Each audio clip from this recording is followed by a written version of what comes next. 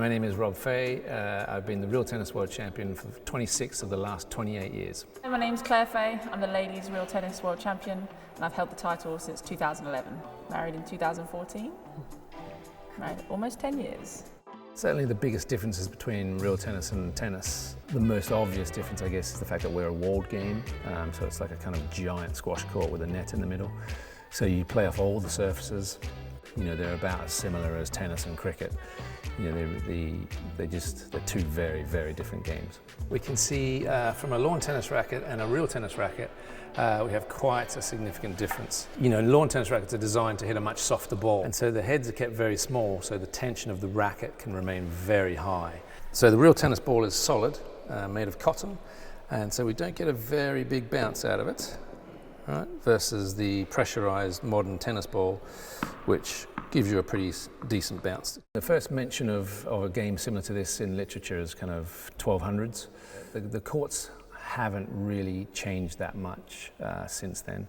It's kind of commonly referred to as the original ball sport. You know, they were probably Aztec games, Egyptian games, which had balls and things. But in terms of an actual racket sport, this would have been the first. You know, every other racket sport comes from real tennis.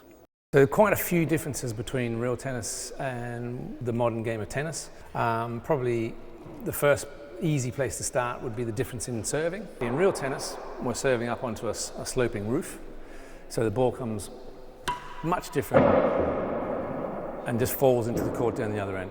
The idea of that is we're trying to be very defensive, because probably the next big difference, real tennis has what we call the targets. We've got two down the far end, right, and you can just see in the distance there's a box with a netting in it. And so if I hit a ball in there, that wins the point straight away. There's a big area behind me, and if a ball goes rocketing in here, right, that also wins a point for my opponent. So my job is to stay here and try and volley the ball to keep that from happening. The hardest part of the game is knowing where the ball's going to be before you strike it. So the ball might come behind me, onto the back wall, right? And then I'm going to attack a certain part of the court. It could be rolling off the roof. This would be a nice, easy example of a rally shot. Right. So the third target in real tennis, apart from the grill corner and the dead on behind me here, is called the winning gallery. And in a lot of courts, it's full of bells just for effect. So any ball that gets struck in there during a rally, that will also win the point for you. This is my last match.